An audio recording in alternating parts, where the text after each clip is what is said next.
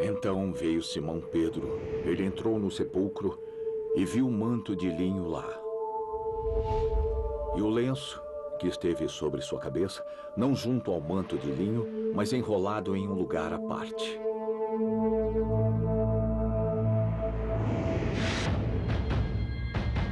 Em busca do tesouro sagrado.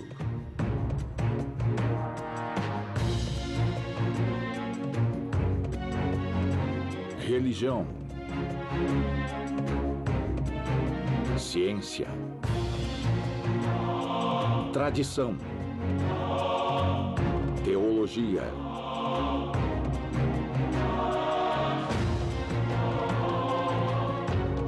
tesouro sagrado. Em busca do tesouro sagrado.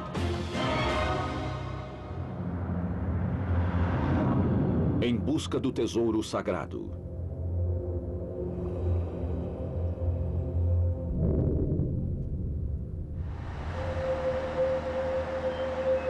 Supostamente, os pesquisadores genéticos estão avançando tão rapidamente que em breve será possível clonar organismos biológicos complexos de uma única célula sanguínea. Mas se esse dia chegar, será que poderemos abster-nos da vontade irresistível de bancar Deus? E se alguém quiser criar outro Adolf Hitler ou um novo Nero? Por que não outro Jesus? Para realizar esse milagre, precisaríamos começar com uma amostra do sangue de Cristo. Segundo alguns, esta amostra já está disponível na Espanha.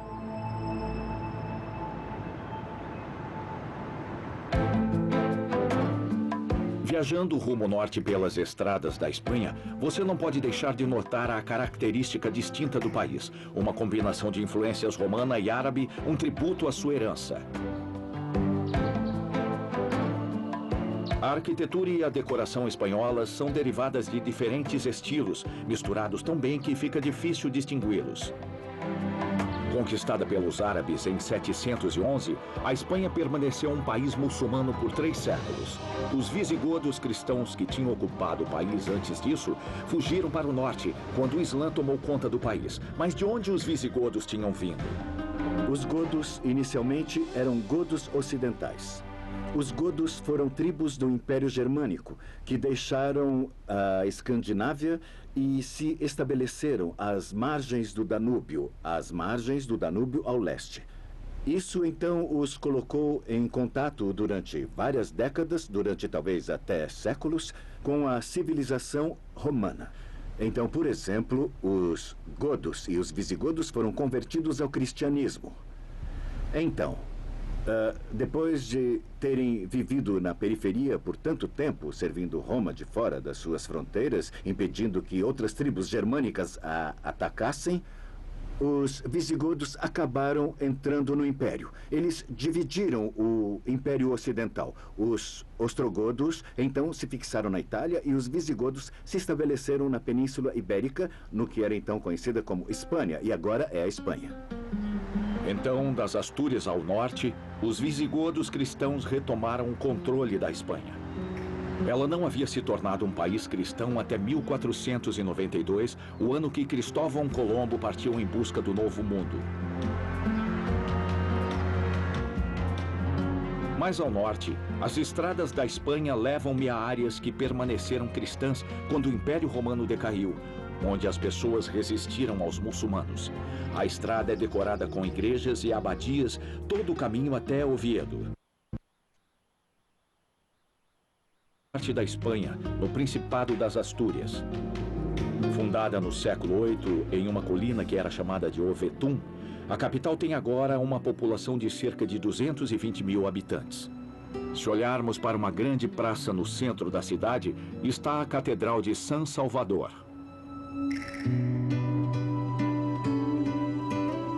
Construída logo depois dos muçulmanos dominarem o país, a Catedral de Oviedo recebeu o título de Sancta Ovetensis, um título que remete à qualidade e à quantidade de relíquias que ela contém, incluindo um pequeno e enigmático lenço conhecido como sudário. A catedral tem passado muitas mudanças desde que foi construída em 757. A catedral que os turistas admiram hoje possui um clima gótico. Devido à falta de financiamento enquanto foi construída, a catedral só tem uma torre. Entretanto, esta única torre é uma das mais importantes da Europa. Como os milhares de turistas que visitaram a catedral antes de mim, conforme entrei, fiquei extasiado pela incrível arquitetura e decoração e fui particularmente atraído pela apresentação de tantas relíquias cuidadosamente preservadas em quadros cheios de história.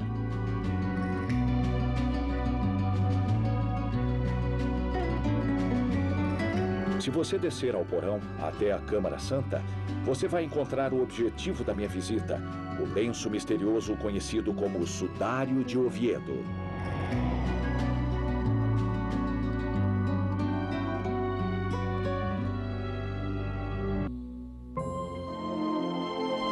O Sudário de Oviedo é um lenço de linho que mede 84 centímetros por 53 e que está preservado na cidade de Oviedo, uma pequena cidade no norte da Espanha, não muito longe de Santiago de Compostela. O Sudário de Oviedo é o lenço que foi encontrado no sepulcro, enrolado em um lugar à parte, segundo a descrição fornecida nos evangelhos. Ele é coberto por várias manchas de sangue e faz lembrar outra relíquia fascinante e misteriosa, o Sudário de Turim. A relíquia original está cuidadosamente preservada em um baú sagrado, longe dos olhos de curiosos, mas uma cópia do lenço está em exibição para os cristãos verem. Sempre há uma confusão entre o lenço e o manto. O Sudário de Turim é um manto de linho grande, usado como manto funerário. O lenço é mencionado no Evangelho de João. O manto foi descoberto em um lugar do túmulo e o lenço foi visto dobrado à parte, ou visto enrolado, dependendo da tradução. O lenço era basicamente um pano usado para tirar o suor do rosto quando o tempo estava muito quente. No templo era obrigatório parar as orações para enxugar o rosto. Quando alguém morria de um jeito violento, o seu rosto precisava ser coberto por um lenço. E Jesus estava na cruz e quando pediram para tirá-lo de lá, os soldados chegaram e confirmaram a sua morte e então perfuraram suas costelas. Foi apenas um gesto de compaixão, como quando as pessoas são mortas a tiros. Sempre há um tiro na cabeça para oficializar. Então, quando Jesus foi transpassado nas costelas pelas lanças, um lenço foi colocado na sua cabeça e, claro, ficou na cabeça de Jesus enquanto ele foi tirado da cruz e levado ao túmulo. Isso era obrigatório. Nesse meio tempo, José de Arimateia foi comprar um manto e ele voltou e eles sepultaram o corpo de Jesus muito rápido porque o sabá estava se aproximando. Devido à sua tecelagem arcaica, o Sudário de Oviedo é similar a outros lenços que remontam a tempos antigos. Sua história, na verdade, é uma combinação de tradição. Após a ressurreição de Cristo, o sudário foi mantido por seus discípulos em uma arca de cedro. Segundo alguns historiadores, ele pode até ser rastreado antes do ano 614, quando ainda estava na Palestina. Na verdade, não há nenhum vestígio de sua presença exata em Jerusalém, pois parece que houve muitas peças de linho no sepultamento. Não havia apenas o sudário, havia também tiras de linho usadas para prender o sudário no corpo, e é bem provável que houvesse outros panos também usados para preparar o corpo, já que as mulheres voltaram no domingo da Páscoa para completar o trabalho, que incluía limpar o corpo, cortar o cabelo, raspar a barba. Eram 7 tarefas rituais, e trocando sempre os sudários por outros mais limpos. Houve muitos panos de linho envolvidos, e o sudário foi um deles, e ele foi guardado pelos discípulos. Já no século IV, há relatos de um bispo chamado Arculf, que disse: aqui está a roupa funerária em baú, e ele oferece uma certa quantidade de detalhes. Então sabemos que as roupas estavam lá em um baú. Jerusalém, Israel. A relíquia foi mantida em Jerusalém até 614, quando a cidade foi tomada pelos persas. Os persas já haviam tomado Edessa e agora estavam atacando Jerusalém. Qual foi a reação? Eles queriam garantir que as relíquias ficassem em um lugar seguro. Elas foram espalhadas por diferentes locais. Eles faziam isso porque se uma relíquia caísse nas mãos do inimigo, nem tudo estaria perdido. Algumas foram enviadas para Alexandria, no Egito, incluindo o sudário. A história conta que um monge chamado Filipe escapou de Jerusalém, levando o baú com ele para Alexandria, no Egito. Israel, Jerusalém. Alexandria, Egito. Os persas chegaram ao Egito por volta de 630 ou 640 e desde então o sudário se mudou de novo. Ele viajou por todo o norte da África. Bem, é isso que diz a lenda, e chegou em Cartagena, Espanha.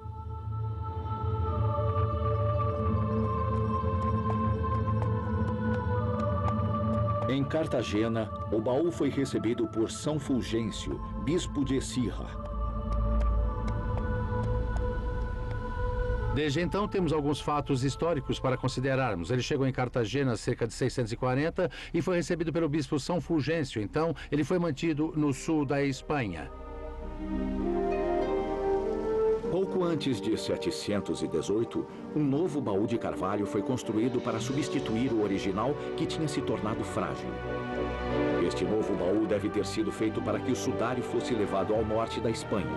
Na época, os visigodos estavam sob ameaça de invasão árabe ao sul da Península Ibérica, então eles foram para as partes norte do país, levando junto suas preciosas relíquias. Naquela época, os muçulmanos invadiram o norte da África e depois o sul da Espanha. O sudário foi retirado de lá devido à ameaça dos muçulmanos e sarracenos. Ele foi levado em 812 ao norte da Espanha para o vilarejo de Oviedo, em Astúrias. O rei Afonso II mandou construir uma sala especial na catedral. Ela ficou conhecida como a Câmara Santa.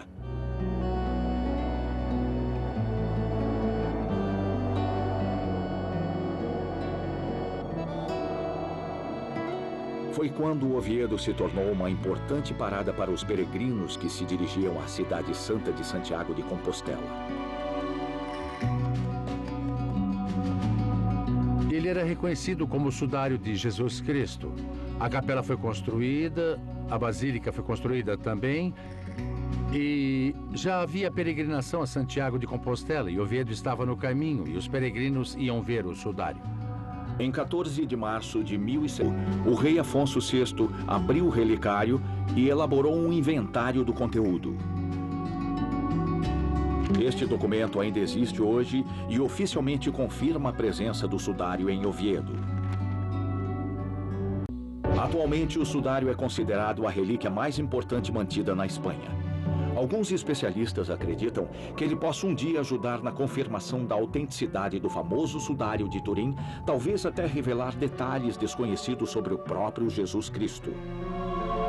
O sudário de Oviedo é uma relíquia interessante, mas é muito diferente do sudário de Turim. Por exemplo, o sudário de Oviedo é muito menor do que o de Turim, que tem mais de 4 metros de comprimento por 1 de largura.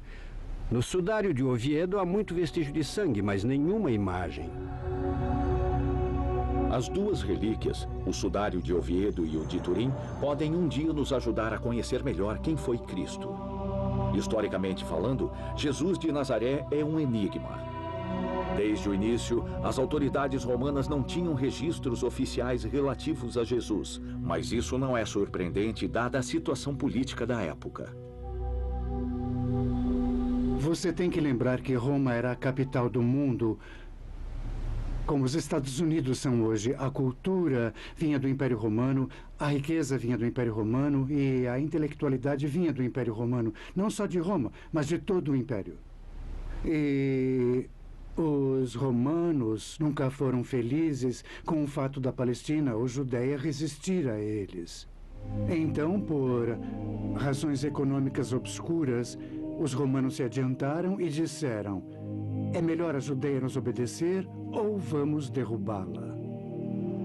Ocupada pelos romanos, a Judéia foi encarada como uma província remota sem nenhuma importância. Poucos documentos administrativos dessas áreas remotas sobreviveram até nossa época. Precisamos também lembrar que toda a questão de Jesus era mais religiosa, com os sacerdotes judeus se opondo a Jesus, do que um problema romano. Seria melhor olharmos para o fenômeno da vida de Jesus com certa modéstia. Bom, ele veio da Galileia com os discípulos. Quem eram eles? Quantos deles estavam lá? Os evangelhos dizem que havia 12. Então, ele chega com seus amigos e outras pessoas que estavam fascinadas com o que ele dizia e fazia, pessoas que queriam segui-lo, ouvi-lo. Isso está escrito na Bíblia. Ele vai a Jerusalém para estabelecer o poder político. E quanto a nós, vamos ser ministros. Essas pessoas tinham ambição política. Eles não faziam ideia naquele momento como as coisas iam acabar mal. Então lá estavam eles, chegando em Jerusalém, uns ambiciosos e outros místicos. A Bíblia Sagrada. Dito isto, tirando os evangelhos, há outras fontes laicas que confirmam a existência histórica de um homem chamado Jesus. Além dos evangelhos, há poucos relatos descrevendo a história da vida de Jesus. Existe uma famosa testemunha ocular do historiador aristocrata Flávio José em Antiguidades Judaicas. Ele falou 2 vezes de um homem chamado Jesus. Ele mencionou a conexão de Jesus com Tiago, que foi condenado à morte pelo sumo sacerdote Ananus. Ele falou de Tiago, irmão de Jesus. Outra vez ele fez um relato maravilhoso onde descreveu Jesus como um homem sábio que fez milagres. Ele passou a dizer que aqueles que amaram Jesus antes dele morrer continuaram a amá-lo após sua morte. Flávio José escreveu: "E a tribo dos cristãos, chamada assim em sua homenagem, até hoje ainda não desapareceu." Historiadores do século XIX afirmam que a autenticidade dos textos escritos por Flávio José foi duvidosa, que ele se juntou a cristãos que queriam garantir sua verdade nos livros de história. Até aqui na igreja, você tem pessoas muito inteligentes que defendem a exatidão histórica do parágrafo escrito por Joséfo sobre Jesus. Eu não acho isso necessário. Outro documento importante foi uma carta escrita por volta do ano 112. O autor foi um político romano chamado Plínio, o Jovem. Ele escreveu sobre as atividades de uma seita religiosa cujos membros fizeram um juramento de nunca roubar, mentir ou cometer adultério. Por volta de 110, 112, houve um governador chamado Plínio, o Jovem. E ele escreveu ao imperador Trajano descrevendo o processo que estava usando para lidar com aqueles cristãos, e há também um outro relato que aparece nos arquivos de Tácito, onde ele fala de Roma queimando sob Nero. Ele relatou que Nero culpou incêndio a essas pessoas que foram abominadas por seus crimes, comumente chamadas de cristãos. E ele descreve o castigo que receberam. Isso tudo foi muito, muito interessante, porque ele mencionou que os agitadores eram seguidores de Cristo, quem foi condenado à morte como criminoso pelo procurador Pôncio Pilatos. Então, para autores romanos, nunca houve qualquer dúvida de que realmente Jesus existiu. Em suas vidas, os autores desses textos, Flávio Joséfo, Plínio, o Jovem e Tácito, todos tiveram a oportunidade de conhecer pessoas que pessoalmente haviam conhecido Jesus, ou no mínimo, os filhos e filhas dessas pessoas. No que diz respeito à preocupação dos historiadores, a prova que Jesus existiu não depende desses documentos, mas sim da própria história. Depois que Jesus foi crucificado, toda a Palestina foi lançada numa reviravolta pela rápida disseminação do cristianismo. Os especialistas acreditam que esta situação não poderia ter surgido se eventos históricos reais não a tivessem provocado, e aqueles eventos foram o ministério e crucificação de Jesus Cristo. No século I, notícias da vida e morte de Jesus se espalharam como fogo. De fato, se espalharam tão rapidamente que é difícil alegar que não fossem confiáveis. Houve certamente em algum lugar um verdadeiro Jesus nessa história. A Bíblia Sagrada. Claramente os evangelhos descrevem o ministério de Jesus, mas quando exatamente eles foram escritos? E por quem? O Novo Testamento tem algum valor histórico? Ou são apenas contos de um homem religioso? Um evangelho não é uma crônica onde alguém seguia Jesus anotando pelo caminho o que Jesus falava e no final, quando ele morresse, a pessoa escreveria suas memórias baseadas simplesmente em suas anotações. Não, não é nada disso. E você tem que ter muito cuidado. Os evangelhos não têm muitos fatos considerados históricos, são teológicos.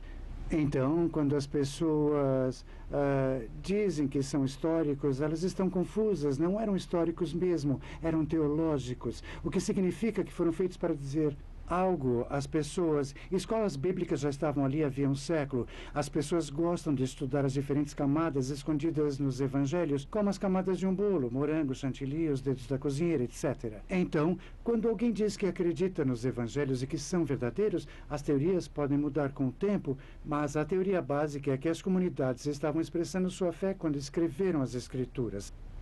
Eles recolheram sermões, recolheram memórias e recolheram orações específicas que queriam preservar. E isso, somado à história dos eventos do final da vida de Jesus, junto com uma mensagem espiritual a seus seguidores, são fatos teológicos, mas não são fatos históricos. Dito isto, ninguém duvida de que as escrituras sejam baseadas em eventos reais, muitos dos quais foram confirmados por recentes descobertas arqueológicas, como o túmulo de Caifás, sumo sacerdote do Sinédrio, que organizou o plano contra Jesus. Cada evangelho foi escrito supostamente por um só autor: Lucas, Mateus, Marcos e João. Contudo, os historiadores acham que eles podem ser de fato uma coleção de uma série de pequenas histórias escritas por vários autores anônimos diferentes e unificados na metade final do século I. O significado e o propósito final dos evangelhos não são totalmente compreendidos. Um evangelho não é um frigorífico onde as palavras foram congeladas por todos os tempos. O evangelho está vivo. Há evangelhos diferentes, 4, considerados pela igreja de hoje, mas na verdade há muitos outros evangelhos também, como o evangelho de Judas, por exemplo. Há também o evangelho de Tomé, o evangelho de Tiago, só para citar alguns. A igreja, ao longo dos séculos, por algum motivo, rejeitou esses evangelhos. Mas se você pegar o evangelho de Tomé, por exemplo, você descobre que Jesus fez uma longa viagem à Índia. Então, esse é o objetivo do texto bíblico, o propósito dos evangelhos. E as pessoas, os cristãos, sempre quiseram que a palavra escrita fosse. O Evangelho de Marcos é agora considerado como o mais antigo. Ele é tradicionalmente atribuído a Marcos ou João Marcos, que era amigo e confidente de Simão Pedro. Desde o início, havia ensinos, coleções de parábolas e milagres realizados por Jesus. Os escritores do Evangelho tiveram que juntar todos esses elementos e Marcos foi o primeiro a fazer isso. O Evangelho de Marcos foi escrito entre 66 e 70 d.C., durante a Primeira Guerra Judaico-Romana. Mateus e Lucas basearam seus evangelhos no livro de Marcos. Eles foram inspirados por quase todo o Evangelho de Marcos, além de outra fonte, por vezes referida como documento que Marcos também conhecia. Então, esses escritores formularam a doutrina bíblica inspirada por tradições existentes. Eles não criaram tudo isso do zero. O Evangelho de João, considerado o mais enigmático dos 4, tem sido atribuído ao apóstolo João, e os historiadores acreditam que seja essa a sua origem. Sob essa perspectiva, seria o único evangelho escrito por um discípulo que conheceu Jesus em primeira mão. Esses 4 livros formam os Evangelhos Sinóticos, um grupo de escrituras coerentes oficialmente reconhecidas e aceitas pela Igreja. Elas foram adotadas em sua forma atual no ano 367, mas elas não são os únicos textos que descrevem a vida de Jesus. Paralelos aos textos canônicos aprovados pela Igreja, há uma série de evangelhos conhecidos como apócrifos do Novo Testamento, que incluem os Atos de Pilatos e Atos de Paulo. Precisamos ter muita cautela. Estes textos são muitas vezes percebidos como misteriosos. É bem verdade que apócrifo significa escrito oculto, mas eles estão em oposição aos escritos mantidos pela Igreja no Santo Cânon das Escrituras. Eles não eram documentos acessados somente por iniciados. Eram textos que começaram a tomar forma no século II, no século III e no século IV, refletindo a crença religiosa popular. Roma, Itália. Embora estes escritos sejam controversos, eles não foram completamente rejeitados pela Igreja. Pelo contrário, o Vaticano reconhece a autenticidade de vários deles. Em geral, se examinarmos os evangelhos e outros documentos laicos, o que exatamente nós sabemos sobre Jesus? Não muito, em termos definitivos. Dada a falta de descrição de traços físicos de Jesus, muitos cristãos no final da Antiguidade e na Alta Idade Média procuraram relíquias religiosas em busca de uma imagem de Cristo. Em alguns casos, eles encontraram uma resposta à sua pergunta. Turim, Itália. Segundo certas literaturas, pelo menos 2 relíquias com a imagem do rosto de Cristo sobreviveram até a época moderna. O mais famoso deles é o Sudário de Turim, na Itália. O Sudário de Turim é um manto de linho de 4,36 metros de comprimento por 1,10 metros de largura. Desde 1578 tem sido preservado na Catedral da cidade de Turim. Segundo a tradição, foi o manto funerário utilizado por Jesus de Nazaré. Na superfície desse manto, há uma imagem estampada de um homem com cabelo comprido e barba, que foi torturado exatamente da mesma forma que Jesus Cristo, como descrito nos evangelhos.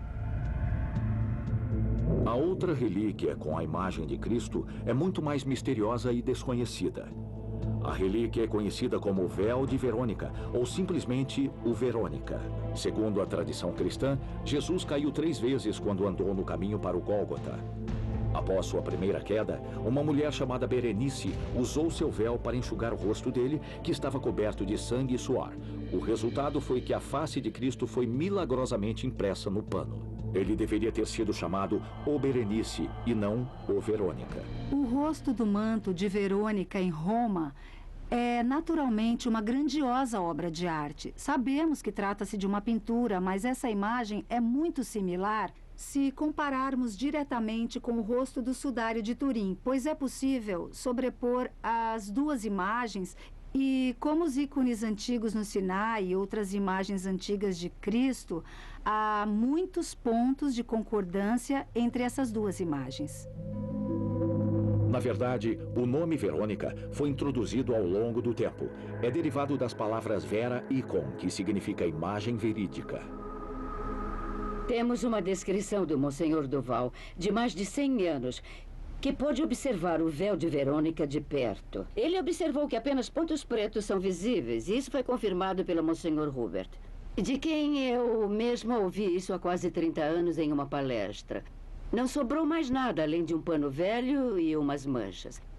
Isso não significa que a imagem estivesse em uma condição muito melhor no passado, como podemos ver em muitas reproduções. Mas ela sempre foi escura, o que não é nada incomum, já que encontramos essa escuridão em muitos ícones antigos, conforme o gosto da época. Até o VI século, a história do véu de Verônica permaneceu um mistério. Alguns relatos o colocam em Roma ou na Palestina. É difícil seguir a viagem da imagem sagrada. A primeira fonte escrita que mencionou o véu de Verônica é de um monge do século XI que relata que o Papa João VII, um grego, em 705, ordenou a construção de um oratório, uma capela na Basílica de São Pedro, com o nome em homenagem a Verônica. Nesta capela, o véu de Verônica permaneceu desde o início da antiga Basílica de São Pedro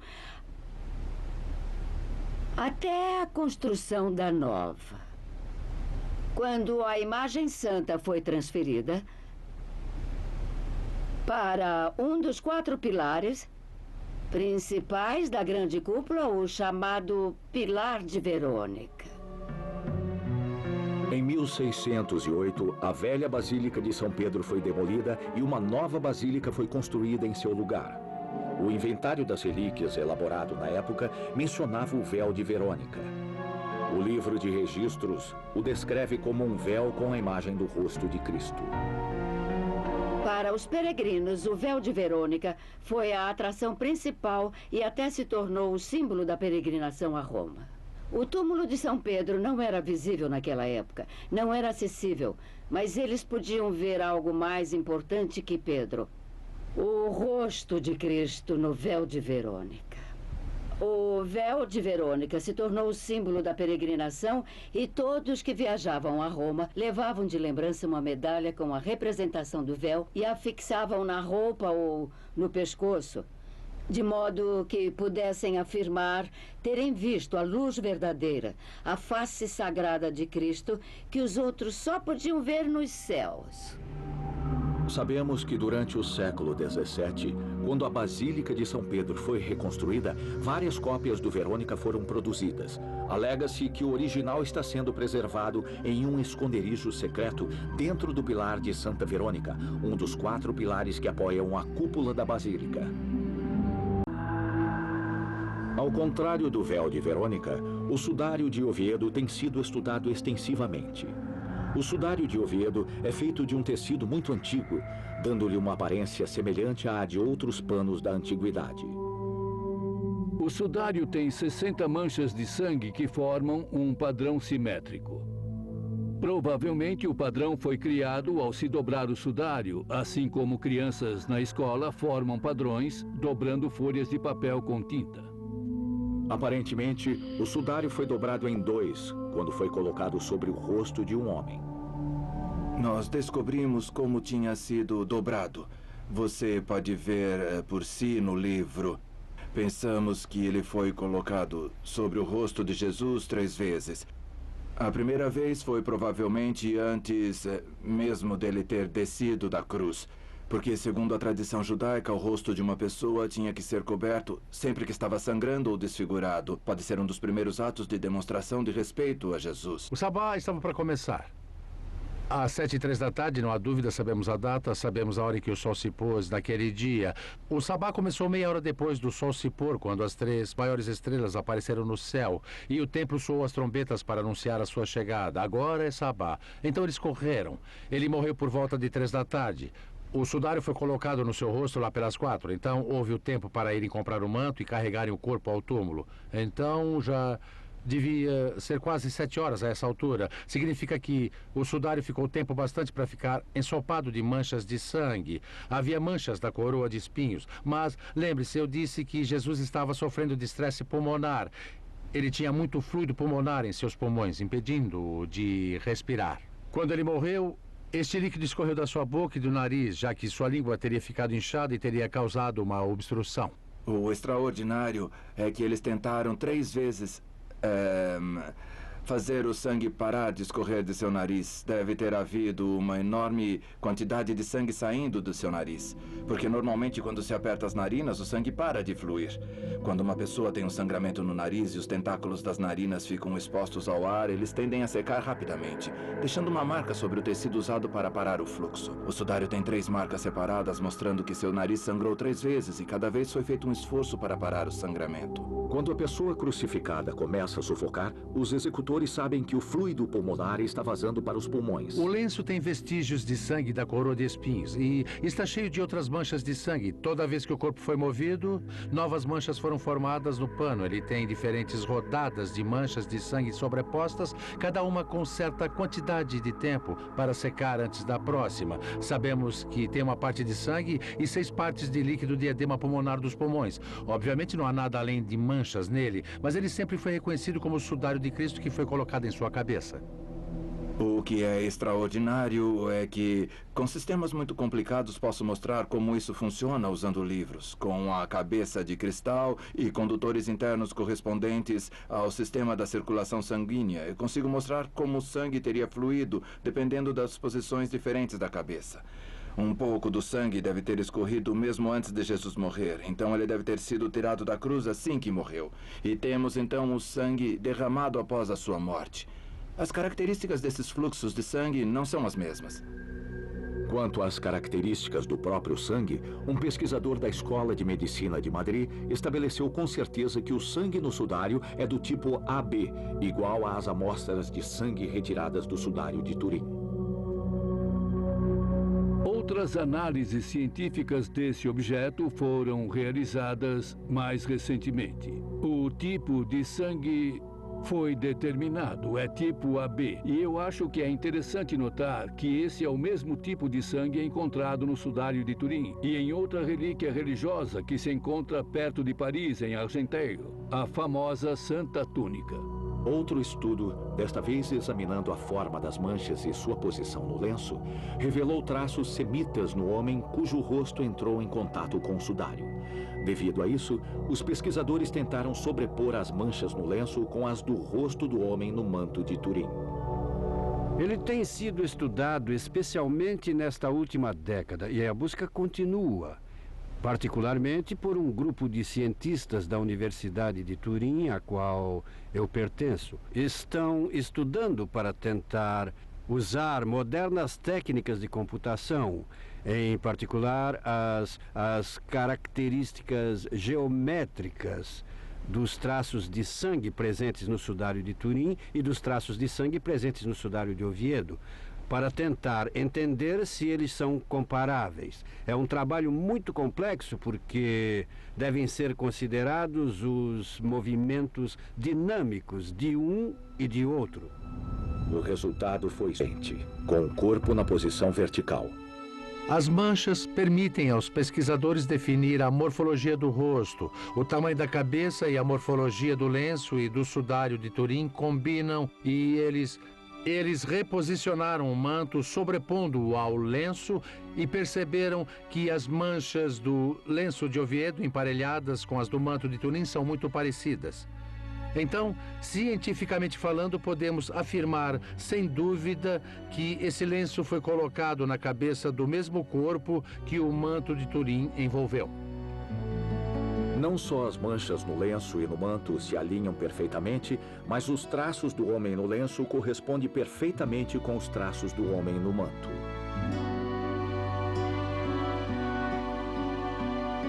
É quase certo que o sudário de Oviedo e o sudário de Turim foram usados para cobrir o mesmo homem.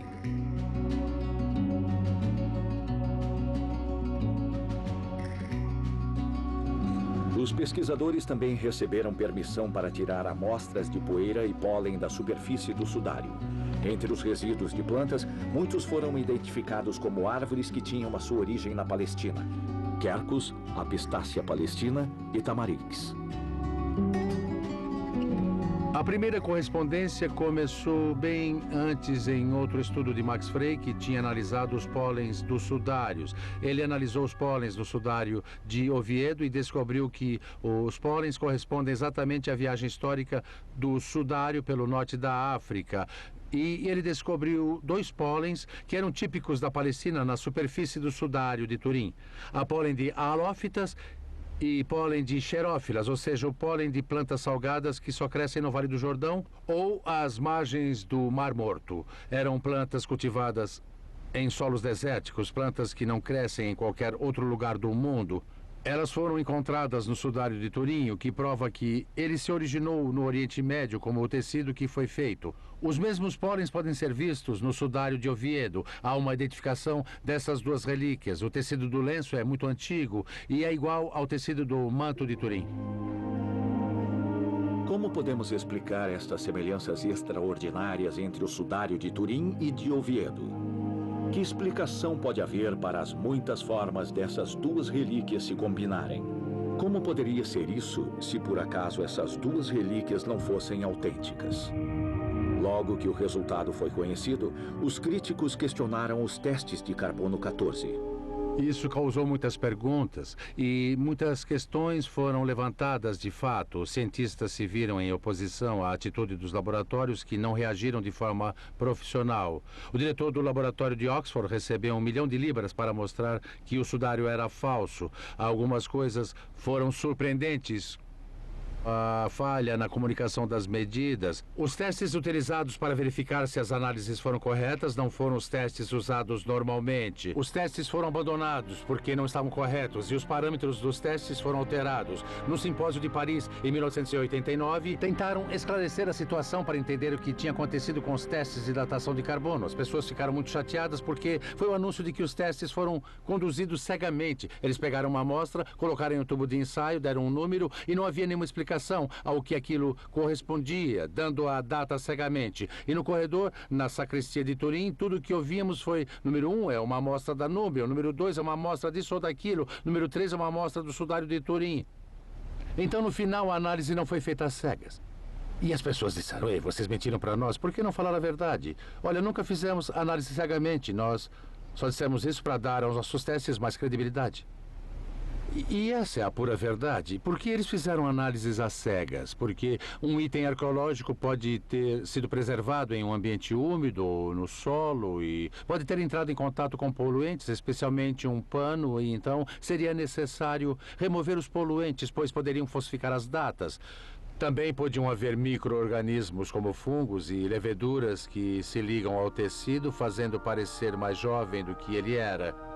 E então houve uma série de coisas estranhas envolvidas que fizeram com que surgissem dúvidas sobre essas análises.